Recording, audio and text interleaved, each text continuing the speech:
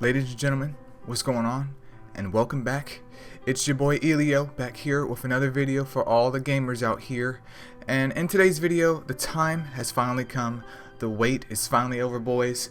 It is the light/dark Nat4 selection card day, at least for me. Now, some of you guys might have gotten it already, and some of you guys might be getting it today or later this week, depending on what time you've logged into the game over this month.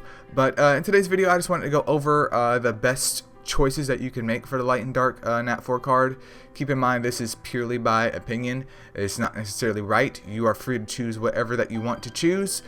But right before we begin, boys, if you like this content and you definitely want to see more of it, make sure you're hitting the subscribe button. I mean, you don't have to like the video. I do appreciate anyone that likes the video and definitely comments. But at the very minimum, you can go and hit that subscribe button. And if you don't like it in the future, you can just hit it again. And congratulations, it's over. But let's go ahead and get this video started.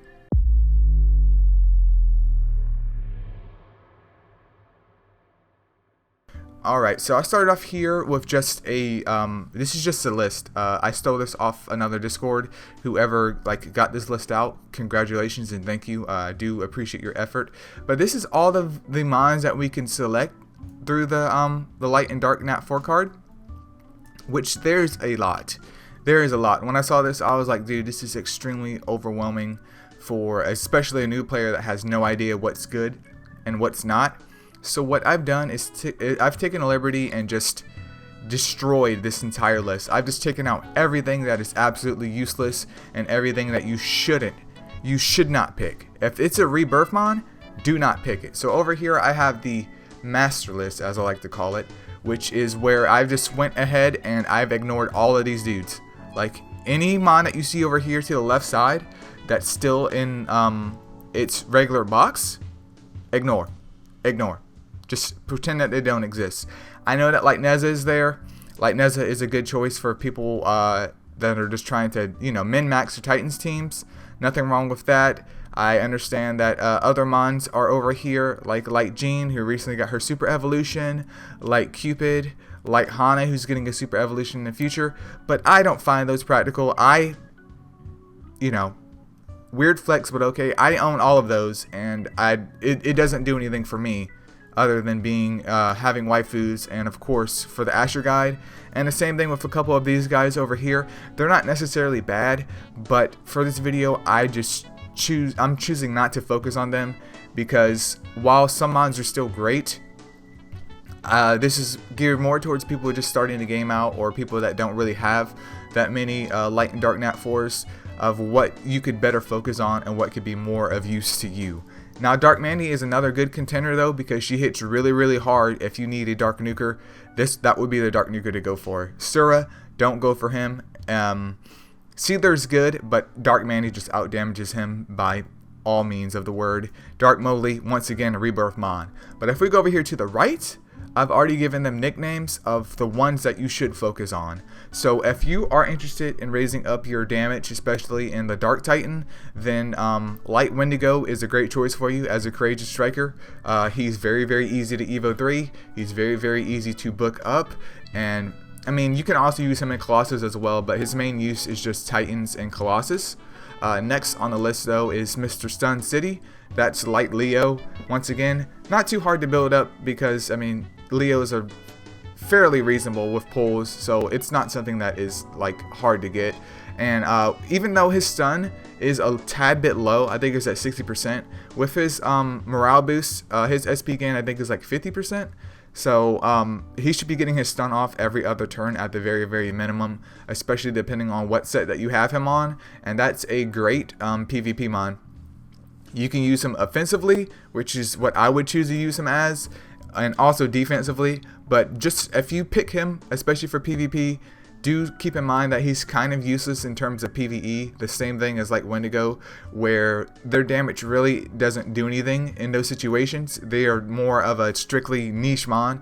So once again, Light Wendigo for Titans / Colossus, and then Light Leo for pretty much PvP. I mean, clan versus clan as well.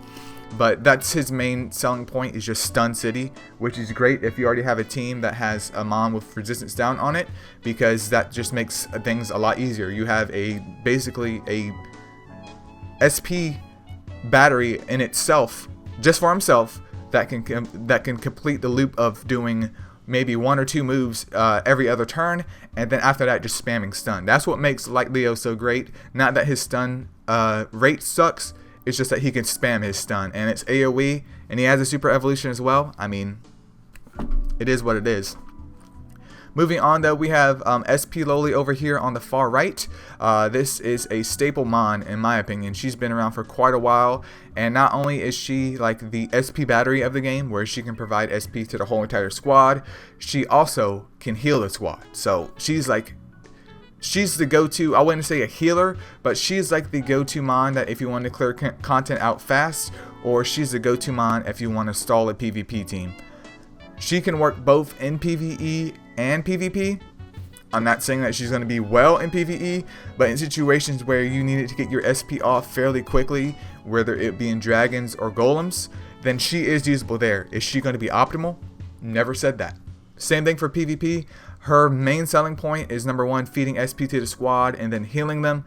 Is she optimal? Really depends on your build, but some people run her offensively, some people have her on defense, some people have her on both, just because it's very, very handy having a tanky mon if built correctly that just makes you want to cuss with all kinds of SP regeneration for the entire squad. So if you're going to focus on her, well, everyone else is going to tear your hind up because you're going to try and kill her. And then if she gets her active off, well, everyone's healing, everyone's getting SP, it's a bad time. But once again, she's PvE and PvP, but she's more lenient towards PvP in my opinion. Next up is the champion herself, Light Yuki, aka Shock Spam. Both of her moves are shock, and especially when she's booked up and super evoed, it really shines at that point in time. You can use her both in PvP and PvE, like I stated before with the SP Loli. And by SP Loli, that is Light Succubus. But Light Yuki, very good mon, especially with the meta currently. Unless you're super excited for Light Yuki, I'm not saying don't pick her, but we have to see how Sir Nunos, Care Nunos, however the hell his name is said, how he performs, if he does any meta changes or not, because he may not. He may just be like a flop like, what was it, Water Griffin. But even if the meta changes, I don't see it changing too extremely. So if you don't have a Light Yuki and you feel like she's going to fit your team composition where you need a whole bunch of CC, because I mean, I think she isn't equivalent to Light Leo. I think she is slightly better than Light Leo because she does have her CC on both of her moves versus Light Leo having it on one. But yeah, she's definitely not a bad choice at all. I have 2 of these. I run them in my PvP team, my tryhard PvP team, and I also run them in Tower of Chaos. 100% no problem. Like 1 to 120, no problem. But you need a mon with resistance down to make that work. And if you have a mon like Merlin that has a resistance lead, or well, a resistance down lead, that makes things a lot more easier. But very good mon. Next up though is Debuff Girl. This is Light Wildfang. She has defense down, and I want to say shock. So her main selling points isn't so much damage, it's just being super duper annoying. I do believe she's a tank type, but I could be wrong. But yeah, her main selling point is just being super annoying, and maybe not the first pick for a lot of people, but if you're a big Wildfang fan, then I don't see any issues with someone picking her. It's just really dependent on how you build her. Like, don't build her trying to get damage out of her. Build her to make her just tanky and annoying, because if you ignore her, obviously she's going to be applying defense down to the squad, and then also shock, and then at that point it's going to be a F word for me. But she's an okay choice, not my favorite, but she can work. On the far right though of the second row, we have Mr. Dark Lupin over here, aka Stronger Sandwraith. He comes in with SP Siphon and Predator, I believe. Could be wrong on that last one. He was originally a mon that we had to shell out some cash for, but he is now in the light and dark selection card list for the Nat4s. Don't know how long he's been in there, but with SP Siphon, he's very similar to Sap to Win down there. And yeah, think of Sandwraith just stronger initially. Actually, I think he has SP Siphon and Hunter. He may have SP Siphon and Hunter, but yeah, think of Sandwraith just stronger, if that makes any sense. So if you want a more gratifying Sand Wraith. If you want a shorter battles for PvP, then he is the mon to go for. I'm not saying that he's better than Sand Wraith. I'm just saying that he's a stronger version of Sand Wraith in a faster amount of time. Now, once Persevere goes up for Sand Wraith, I believe Sand Wraith will out damage him, but Persevere takes time for it to charge up. I haven't done any testing on this at all, but he is a viable contender just because I think he looks cool, and he does have his use as a SP siphoner, especially in PvP if you need to take some SP away from Mons to stall them out so your team can nuke them instead. And that's a very, very favorable thing, especially in the PvP meta today. People are running a lot of SP siphoners, and it's very, very helpful. It is. And now, if you want to go for him, you can go for him. I'm not going to hate on you at all, but he's on the list. He's just not top of the list for me, but we will cover that at the end of the video. Coming up next, though, we have Sap to Win. Yes, Sap to Win. This is Dark Yuki. Of course, she has a super evolution, just like her sister over there, Shock Spam. Sap to Win, as described, she contains SP Siphon, just like Dark Lupin, and also, she also has... what was it, Sap. So I'm over here thinking, like, what does she have? She has SP Siphon and Sap. With the recent buff to Sap, Sap is hella strong, boys and girls. Sap is hella strong, and her not only being a tank type, you can build her a couple of different ways. You can build her, you know, the traditional tanky way. You can build her more like DPS type if you want, and still get some okay damage out of her from her being a tank, just because she has the stats there to take the cushion of the hit. But since she's also a dark type with that added crit damage bonus, if you can get her crit up, it's still pretty good in my opinion. So she definitely has some utility, but my main issue with her is, I mean, you can use her maybe in B11 as well as PvP, but that's pretty much it. I don't think she's the best mon on this list. I have 4 of them. I literally have 4 of them, and I don't think she's the best mon on this list. But would life be harder without her? I do have a Dark Merlin as well, but would life be harder without her if I had a team composition without Dark Merlin? Yeah, I could see that. I would say that, at least in my opinion, she would be a little bit higher on the list than Sand Wraith to me, but I don't think she is the best mon on this list right here. 100% biased though, but she's still a solid choice because not only can she do SP Siphon for PvP, but she can also apply Sap, and if you want to double use her in B11, nothing wrong with that at all. Coming up next though is Sleep to Win. This is Dark Suck. Obviously, as her name describes, she has double sleep on both of her skills, and not double sleep, she has double sleep. Both of her skills are sleep. Her main usage is just PvP / clan versus clan. Pretty much manually, I would say, because sleep in an auto situation is just an awful idea. So if you enjoy PvP manually and you want to give sleep a shot, and you think Dark Suck is going to be a great mon on your team, by all means go ahead and pick her up. I'm not saying that she's a bad mon. I personally don't have one or have used one, but I've seen others go in with Dark Suck and have a good time. So if you are one of those strategy type people, or one of those people that's looking to have some PvP fun to spice things up because you're tired of the just let's spam shock or let's just nuke type deal, she's definitely the one to go for.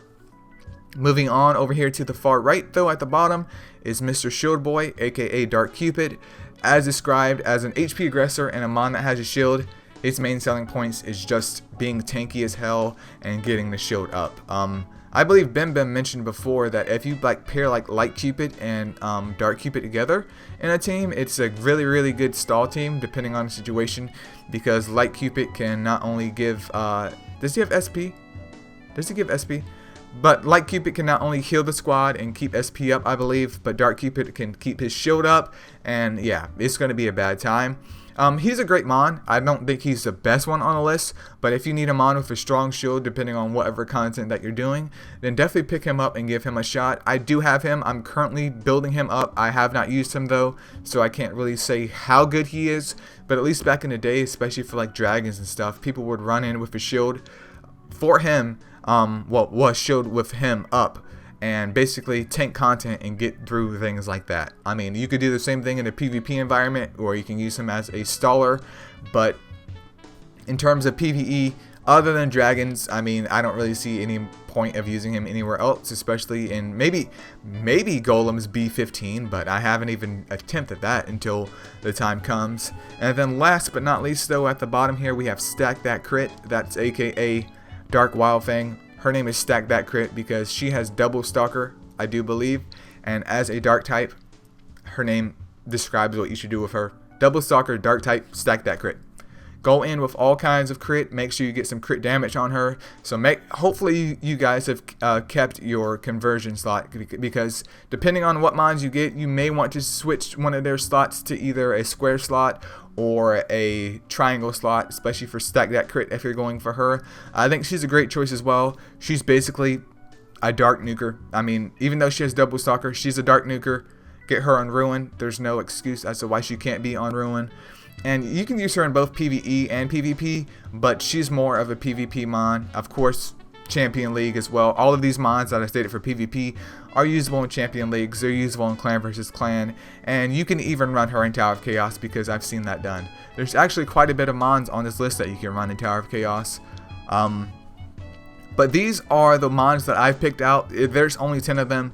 You guys may have had other options or other choices. But if I had to list any mons in any type of order, I would say the #1 choice for a newer player would probably have to be, I would say Light Suck. I would say Light Suck, honestly. I mean, people may be like, Eileo, you're wrong. But I would say Light Suck because SP battery and healing, you can basically not tank content.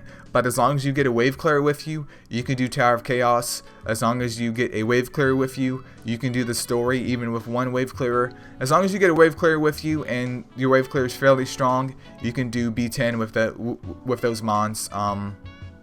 So yeah, I would say Light Suck at least is #1 on the list for me personally. And then I would say Dark Yuki and Light Yuki, depending on your situation, is an easy #2. Easy #2. Other than that, these mons kind of divulge into more of a niche situation. So if you want like the strongest PvP mon, it's either going to be Light Yuki or Dark Yuki in terms of PvP. Light Leo is a good second. If you want a really strong Courageous Striker, obviously it's kind of hard getting Light and Dark Courageous Strikers, and hands down Light Wendigo is the one to go.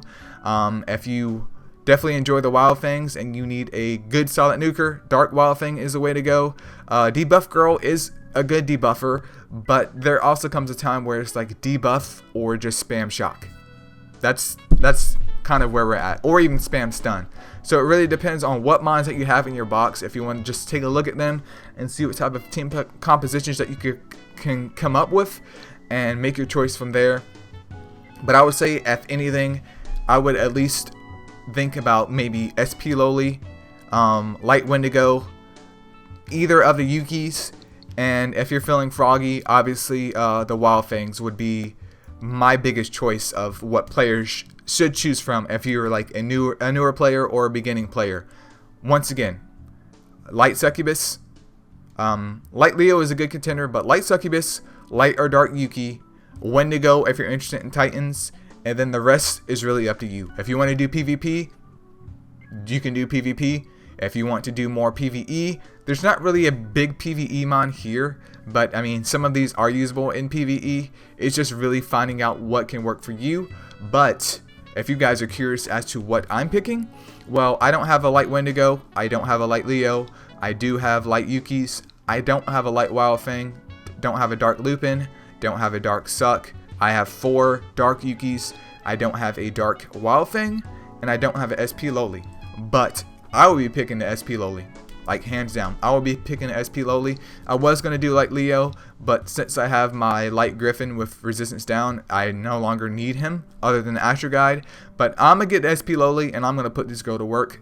She's definitely going to be very, very useful for me in the coming days. But yeah, that's pretty much my take on the Light and Dark Nat4 selection cards. All the other ones, like I said, aren't bad choices. I just disregarded 99% of them because 99% of them are rebirth mons, and the rebirth mons that are worth it, they will come back, and you could just try and get them then. It's not necessarily worth picking them up now. And yeah, that's pretty much it. decide what you want to do first. Decide what content that you want to focus on first. Look at what mons that you have for team compositions, and then choose, and congratulations, we're all happy. But yep, that's pretty much it for this video, you guys. Feel free to leave a comment below about what you guys picked. If you guys have a different opinion than me, that's perfectly fine. There's nothing wrong with that. At the end of the day, this is just a game. This is just unlicensed advice. And of course, I bid you guys farewell. See ya.